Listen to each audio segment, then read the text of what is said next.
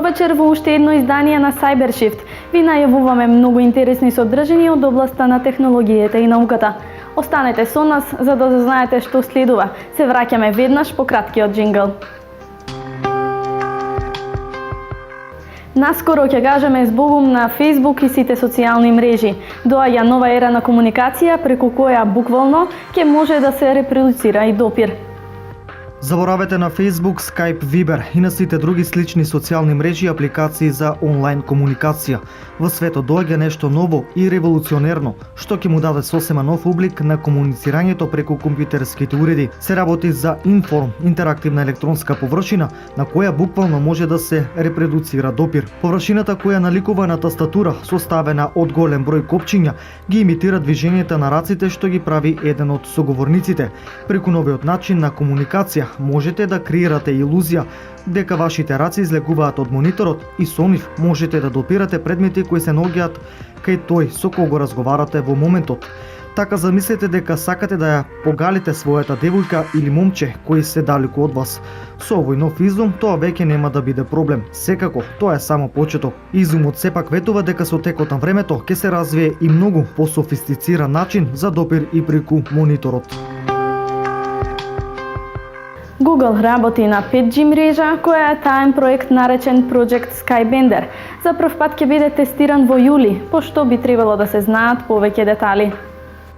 Според The Guardian, Google работат на проектот Skybender, со чија помош треба да се испорачува 5G интернет преку соларни дронови. Наводно започнато експериментирање со милиметар wave-based интернет во Virgin Galactic's Gateway to Space терминалот на Spaceport Америка во Нью Мексико. Името е добиено од брановата должина на радиобрановите на сигналот, која изнесува од 1 до 10 мм. Се верува дека милиметар вейв технологијата е способна да пренесува податоци 40 пати побрзо отколку сегашната 4G и дека на неа ќе се базира 5G интернетот. Инаку, DARPA има започнато да работи на интернет конекција со оваа технологија уште во 2012 година во своите воени бази. Project Skybender во моментот користи ОПА летало наречено Кентаур и соларно напојуван дрон наречен Solara 50, направен од Titan Aerospace, компанија која Google ја купија во 2014-та. Тие добиле дозвола од Американската федерална комисија за комуникации да го тестираат овој систем до јули, пошто би требало да се знаат повеќе детали. Неголемата пречка кај милиметар вейв технологијата е што овие бранови слабеат откако ќе поминат одредена кратка дистанца и е проблем кој што Google ќе мора да го реши доколку се нафати да ни пушта интернет од небото. Роверот на NASA Curiosity, кој е на Марс веќе 4 години, почна да копа во длабочините на Марс. Роверот на NASA Curiosity почна да го копа песокот на Марс, откако во декември стигна до подрачјето Bagnall Dunes, богато со песочни дини, што се еден од најкарактеристичните пейзажи за црвената планета. Роверот сега собира примероци од песокот, овозможувајќи преглед и анализа на составот на зрната. Curiosity детално може да ја проучи активноста на песочните дини. Научниците сакаат да знаат како ветрот го движи или поместува песокот во средината со пониска гравитација и потенка, односно поретка атмосфера од онаа на Земјата. Следи галерија од подвизите на Curiosity, кој на Марс е веќе 4-та година од 6 август 2012 година. Кина објави фотографии од месечината со неверојатна висока резолуција. Да ги погледнеме во следниот прилог. Неговата мисија имаше тежок почеток, но кинескиот ровер наречен Юту или зајакот жад, според древниот кинески мит за зајакот што живее на месечината, испраќа на Земјата неверојатни фотографии со висока резолуција од лунарната површина. Во досега невиден чин на информацијска великодушност, кинезите споделија стотици фотографии со висока резолуција што ги покажуваат и најмалите детали од површината на месечината, направени од кинескиот лунарен ровер Юту, кој на 14 декември 2013 слета на земјиниот сателит во склоп на вселенското летало Чанге. Кинеската национална вселенска управа објави фотографии, видеа и научни податоци на својот вебсайт, каде што тие се достапни за секој што ќе се регистрира.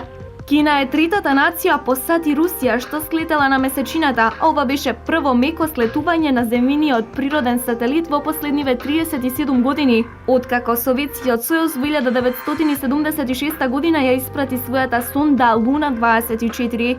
Фотографиите се направени од 2013 до 2015 година со камери прикачени на лендерот Чанге. Роверот Јуту повеќе не е функционален. Најновите батерии за паметните телефони ќе траат 5 пати подолго од досегашните. Прототипот се нарекува литиум воздух батерија, која при користењето испушта воздух. Најновите батерии за паметните телефони ќе траат 5 пати подолго од досегашните. На сите корисници на паметните телефони најголем проблем и представува батеријата, која што трае премногу кратко во споредба со постарите мобилни телефони. Тим на меѓународни научници се чини дека конечно го најде решението за таквите проблеми.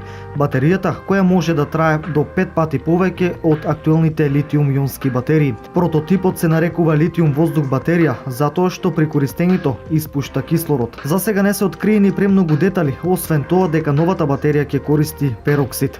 Позитивен крај на батеријата има литиум кој реагира со кислород во воздух и ја чува енергијата во хемиски врски. Но пероксидот не е баш наефективен, затоа што предврсто се врзува со литиумот, па научниците барат алтернатива. Овој тим на научници развили прототип кој енергија добива од литиум супероксид, кој полесно се раздвојува и ослободува енергија, поради што е поефективен и го продолжува животот на батеријата. Кога батеријата се полни, литиумот станува позитивен јон и се сврзува со оксидите, а кога батеријата се користи, литиумот и оксидите се раздвојуваат при што се ослободува енергијата. Ова откритие навистина го отвара патот кон потенцијалниот развој на нов вид на батерии. Сепак ќе бидат потребни дополнителни истражувања, а ние и понатаму бараме начин за продолжување на животните циклуси на батериите, изјави Лери Куртис, еден од лидерите на тимот на научници кои што работат на овој проект. Научниците од Хардвард работат на 4D принтање. Создаваат предмети што го менуваат обликот. 3D принтањето, односно процесот на обработка на предмети од дигитална верзија, направи огромен напредок во технологијата, а има се поголема примена во науката и медицината. Во меѓувреме, научниците направија неколку чекори кон иднината. Истражувачи од Харвард неодамна ги објавија нивните најнови достигнувања со 4D принтањето. Во овој случај, четвртата димензија се однесува на времето.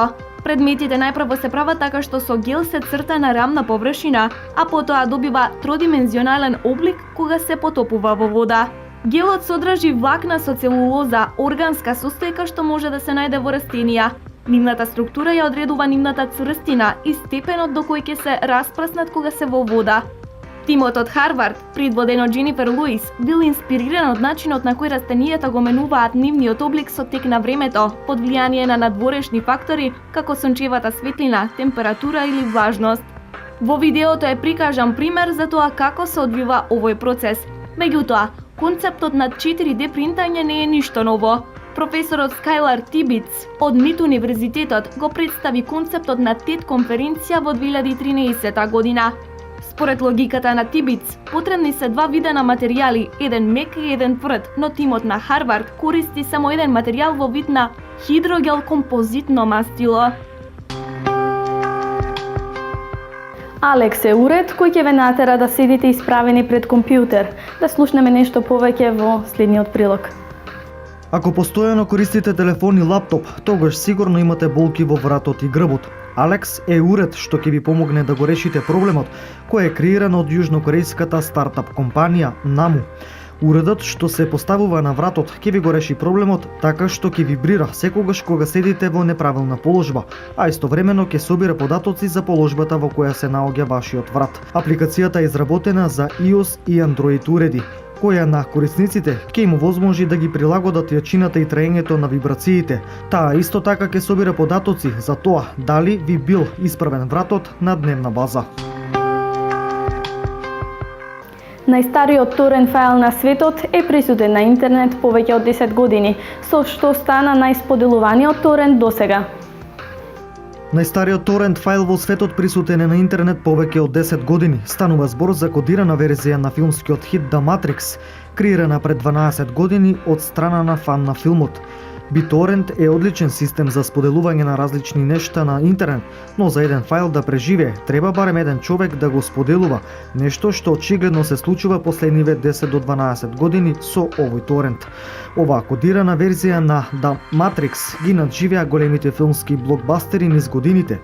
Торент фајлот на овој филм бил креиран пред 12 години на 20 декември 2003 година. Иако оригиналниот сајт на кој беше закачен веќе не постои, филмот се уште има 8 активни споделувачи.